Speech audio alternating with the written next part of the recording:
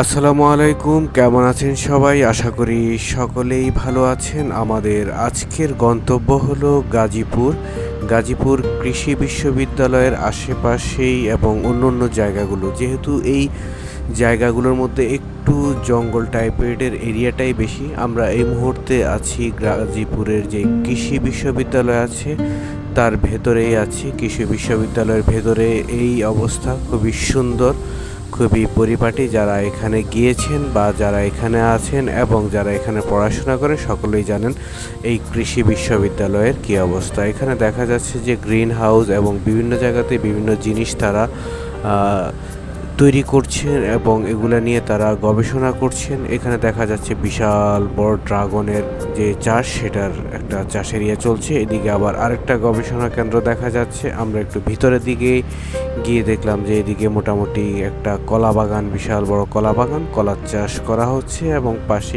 এর ভিতরেও অনেক কিছুই করা হচ্ছে। তো আমরা গাজীপুর কৃষি বিশ্ববিদ্যালয় যেটা, সেটার ভিতর থেকে বের হয়ে এরপরে আমরা আসলাম কৃষি বিশ্ববিদ্যালয়ের বাহিরের অংশটুকু। সেদিকেও দেখা যাচ্ছে যে খুব সুন্দর জঙ্গল, আর জঙ্গল বড় বিশাল গাছ আছে, অনেক গাছ ছাড়ার কোনো কিছুই দেখা যাচ্ছে না। এখানে দেখা যাচ্ছে তারই মধ্যে একজন কাকা ছোট্ট একটা পুকুরের মধ্যে মাছ ধরছেন বড়শি দিয়ে। ওনার খুব কাছেই তার ওয়াইফ মানে চাচিও বসে আছেন, এবং কি যে পুকুরটা দেখছেন এখানে ছোট, সেটার মধ্যে লাল রক্ত শাপলা যেটাকে বলা হয় সেটাও লাগানো আছেন। কাকার বড়শিটা অনেকটা কি যেন বলে, মানে যে শাপলার ডাটা আছে সেটার মধ্যে লেগে গিয়েছিল, তারপর সে টেনে খুব কষ্ট করেই উঠানো হয়েছে। এখানে দেখা যাচ্ছে যে সে বল্লার ডিম দিয়ে আধার তৈরি করে মাছের জন্য দিচ্ছে।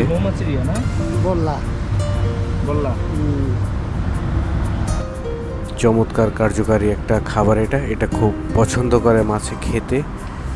তো মাছ ধরা শেষ, কাকা মাছ ধরছে, আমরা চলে আসলাম। আমরা মেন হাইওয়েতে আছি এই মুহূর্তে। এটা হলো ঢাকা থেকে ময়মনসিংহ যাওয়ার যে মেন হাইওয়ে, এটাই হলো সেটা। খুব বিশাল একটি রাস্তা, বর্তমানে জ্যামজটি রাস্তায় নাই বললেই চলে একদমই। আর তার দুপাশে জঙ্গল আর জঙ্গল। আমরা মোটামুটি এখন চলে আসলাম ভবানীপুরের ভেতরের দিকে আমরা ঢুকে গেলাম। আমার কাছে এই রাস্তাটা খুবই সুন্দর লাগে। আমি যখনই যাই এই রাস্তাটার আসলে মুগ্ধ হই। খুব সুন্দর একটি রাস্তা, খুবই পরিপাটি, পরিষ্কার দেখতে, অসাধারণ একটি রাস্তা। রাস্তার মধ্যে গাছও তেমন একটা নেই বললেই চলে এখানে। আর পাশে কিছু খাজুর গাছ এবং তাল গাছ লাগানো আছে, দেখতে খুব সুন্দর লাগে। দূরে দেখা যাচ্ছে ট্রাক্টর দিয়ে হাল চাষ করা হচ্ছে, কাজ করা হচ্ছে। আর পাশে এখন অনেকগুলো ফ্যাক্টরি হয়েছে এবং কি হচ্ছে। সামনের দিকে ভবিষ্যতে হয়তো আরও বড় বড় ফ্যাক্টরি এদিকেও হয়ে যাবে। যেহেতু গাজীপুর অঞ্চল ব্যবসায়ী অঞ্চল, সেক্ষেত্রে এটা হতেই পারে, এটাই স্বাভাবিক। তো আমরা যতই যাচ্ছি ততই গ্রিন দেখে ততই আরও মুগ্ধ হচ্ছি। আমরা ভেতরের দিকে যাচ্ছি, এদিকে দেখা যাচ্ছে যে মানুষের কৃষি চাষাবাদ মোটামুটি এখনও করে যাচ্ছে। দেশের অনেক জেলাতেই বর্তমানে পানি আছে, কিন্তু এই কিছু কিছু জেলাতে আবার ওইভাবে পানি হয় না, না থাকার কারণে তারা মোটামুটি সবসময় চাষাবাদ করে যেতে পারে, কৃষির কাজ করে যেতে পারে। আমরা মোটামুটি সেই জায়গাগুলোর মধ্যে আছি। দেখুন এখানে খুব সুন্দর মেঠো পথ, এবং কি গ্রামের পরিবেশটা আসলে অন্যরকমই হয়। এটা আপনারা খুব ভালো করেই জানেন যে গ্রামের পরিবেশ, যারা গ্রামে থাকেন তারা তো আরও বেশি ভালো জানেন। তো আমরাও মোটামুটি অনেকটা ভেতরের দিকে ঢুকে গিয়েছি। যেহেতু এটা অনেকটা জঙ্গল টাইপের জায়গা, তার ভেতরে অনেকগুলো রিসোর্ট হয়েছে বা শুটিং হাউস হয়েছে। অনেকে এই অঞ্চলগুলোর মধ্যে শুটিং হাউস করেছেন। তা যে এটার অপর পাশে আর একটা বিষয় হলো, এটার খুব কাছাকাছি হলো হুমায়ুন আহমেদের যে রিসোর্টটা, নুহাশপল্লী, এটার কাছাকাছি এটা। আর এই দিকটার মধ্যে টোটালটাই হলো অনেকগুলো শুটিং স্পট আছে। আর এই জায়গাগুলোর মধ্যে একটা টাইমে দেখা যেত যে অনেক শুটিং হতো, সিনেমার শুটিং, নাটকের শুটিং এখনও হয়। এখনও খুব কম আর বেশি নাটক বা সিনেমার শুটিং এই দিকে হয়ে থাকে। যেহেতু এটা পুরোটাই একটা জঙ্গল টাইপের এরিয়া, খুবই সুন্দর এরিয়া। যে কেউ যাবেন আপনার খুবই ভালো লাগবে এই জায়গাগুলোতে, আপনার কাছে অন্যরকম লাগবে এই জায়গাগুলো। এটা একটি শুটিং হাউস, এখন মনে হয় শুটিং নাই, আজকে গেট বন্ধ। এটা চ্যানেল আইর শুটিং হাউস যেটা সেটাই, এটা হলো এটা। ভিতরে এখন আর আমরা যাচ্ছি না। এটার নাম মনে হয় ম্যাক্স ভ্যালি, না?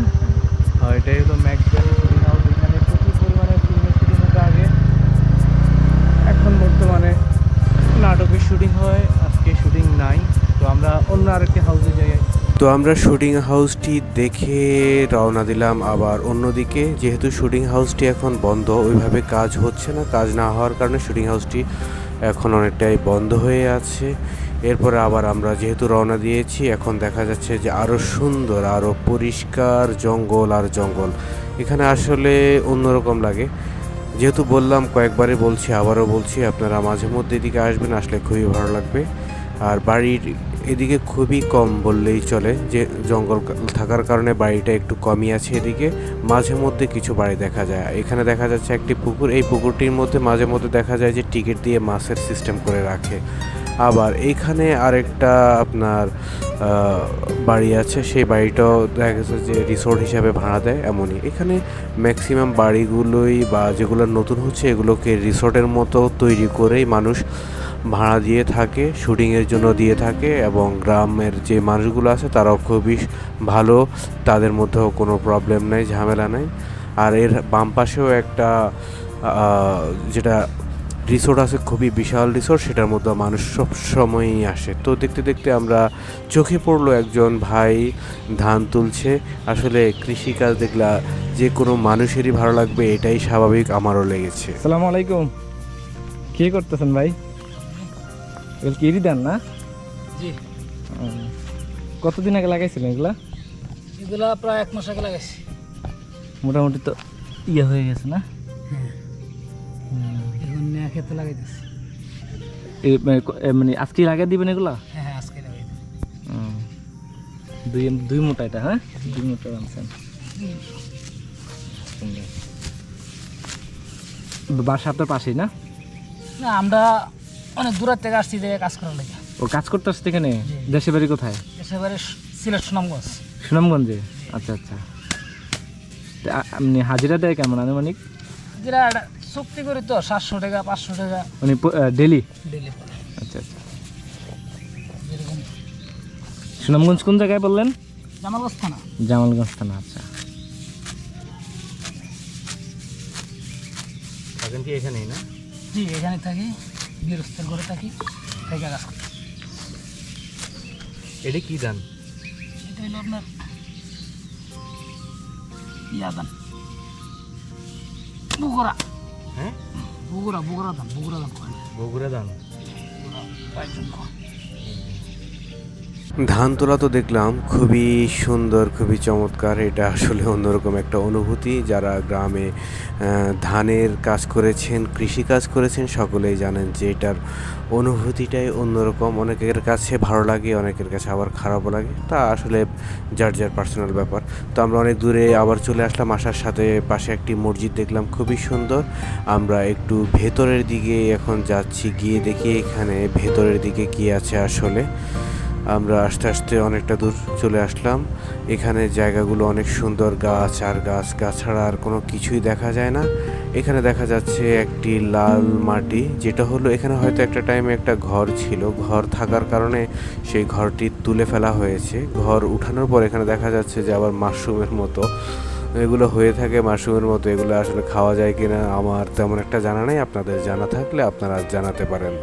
তো আমরা আবার রওনা দিলাম, আমরা আবারও সেই জঙ্গলের ভেতরের দিকেই আছি। এখানে সব ধরনের গাছই দেখা যাচ্ছে। আর অনেক দূর আসার পরে দেখলাম যে ছোট ছোট কিছু জায়গার মধ্যে মোটামুটি সুন্দর বাজার এবং কি মার্কেট, বাড়ি, মানুষের বসত বাড়ি, মানে এমনই অনেক কিছুই আছে অনেক ভেতরে ভেতরে, যেগুলো একদম জঙ্গলের অনেক ভেতরেই। আর বাকি সব দিকেই এমন জঙ্গল ছাড়ার কোনো কিছু দেখা যায় না। তো আমরা চলার পথে সব মিলিয়ে সুন্দর সুন্দর যে জায়গাগুলো সেগুলো আপনাদেরকে দেখাচ্ছি। গ্রামে আসলে গ্রামের রাস্তাগুলো এখন খুবই সুন্দর হয়ে গেছে, খুবই অসাধারণ রাস্তা। আপনি যান মাঝে মধ্যে গ্রামে গিয়ে দেখেন যে গ্রামের পরিবেশ এখন আসলে অন্যরকম।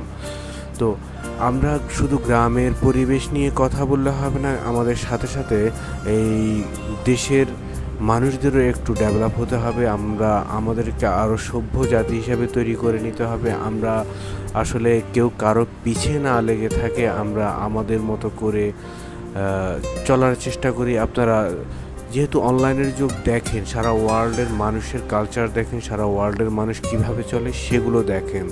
ওদেরকে দেখে আমরাও আসলে একটু পরিবর্তন হই। এখানে দেখা যাচ্ছে যে কৃষিকাজের যে এগুলো চলছে, জমিনগুলোকে চাষ দিয়ে ধান লাগানো হবে মেবি, তার জন্যই তৈরি করা হয়েছে। আর রাস্তার পাশে যে উঁচু উঁচু জায়গাগুলো, সেগুলোর মধ্যে গাছ, বিভিন্ন গাছ, সবজি, বিভিন্ন জিনিস করেই আসলে গ্রামের মানুষ চলছে খুবই চমৎকার। আর নিচু জায়গাগুলোর মধ্যে ধান বা গম, পাট এমন অনেক কিছু করেই মানুষ কিছু না কিছু করে খাচ্ছে। এটা অবশ্যই অনেক ভালো, কারণ কৃষি ছাড়া আসলে আপনি চলতে পারবেন না। আপনার কৃষিকাজটা অন্তত করে থাকলে এটা খুবই ভবিষ্যতের জন্য ভালো। বর্তমানে দিনে দিনে আমাদের দেশ থেকে তো অনেকটা দেখা যাচ্ছে কৃষি আপডেট হচ্ছে, তার সাথে সাথে আপডেট মানুষও কৃষি থেকে দূরে সরে যাচ্ছে এবং আবার অনেকে কৃষি নিয়েই ব্যস্ত হয়ে পড়েছে। যাক, তো আমরা অনেক দূর চলে আসলাম। পাশে রেল লাইনের রাস্তা, রেল লাইনের পাশে আবার সুন্দর রাস্তা এবং কি ঘাস, বিভিন্ন গাছ লাগানো আছে। এগুলো দেখেই আসলে অন্যরকম লাগে গ্রামের পরিবেশ। এখানেও একটা মসজিদ দেখা যাচ্ছে। গ্রামে আসলে কিছু দূর পরপরেই এমন মসজিদ দেখা যায় এবং কি আমরা মোটামুটি মনে হচ্ছে একটি বাজারের কাছাকাছি চলে এসেছি। এখানে আবার স্কুল, কলেজ অনেক কিছুই মনে হয় দেখা যাচ্ছে। তো আমরা এই বাজারের পাশ দিয়ে যাচ্ছি, এখানে স্কুলও আছে, কলেজও আছে। আমরা চলে যাব আবারও সেই ভবানীপুরের দিকে, তাই আমরা এই দিকেই চলে যাচ্ছি। দেখা যাচ্ছে যে রেল লাইন, খুবই সুন্দর রেল লাইন। এটা আবার এই রেল লাইনটা যায় হলো ঢাকা থেকে ময়মনসিংহ, যে রেল লাইনটি এটি হলো সেটি, ঢাকা থেকে ময়মনসিংহে যাওয়ার রেল লাইনটি। খুবই সুন্দর রেল লাইন। এরপরে আবার আমরা রওনা দিলাম সেই ভবানীপুরের দিকে। এদিকে রাস্তার অবস্থাটা অনেক জায়গায় ভালো, খুবই সুন্দর, আবার অনেক জায়গায় একটু খারাপ, খারাপ মানে অনেকটাই খারাপ। আসার পথে দেখা মিলল একটি কলা বাগানের, তাই আর বসে থাকতে পারলাম না, আপনাদেরকেও দেখানোর জন্য একটু কলা বাগান এবং তার সাথে সাথে কিছু পেঁপে গাছও লাগানো হয়েছে, সেগুলো একটু দেখাচ্ছি আপনাদেরকে। আসলে রাস্তার পাশে এমন জিনিস দেখলে, সবজি দেখলে বা কোনো ফল দেখলে ভালো লাগে। তাই এর মধ্যে যে লোকটিকে দেখেছেন, পুরনো একটি ঐতিহ্য সে ধরে রেখেছে আইসক্রিমের। এটা আসলেই এখন অসাধারণ একটা ব্যাপার, এখনও যে সে ধরে রেখেছে। আমরা আস্তে আস্তে অনেক দূর চলে আসলাম।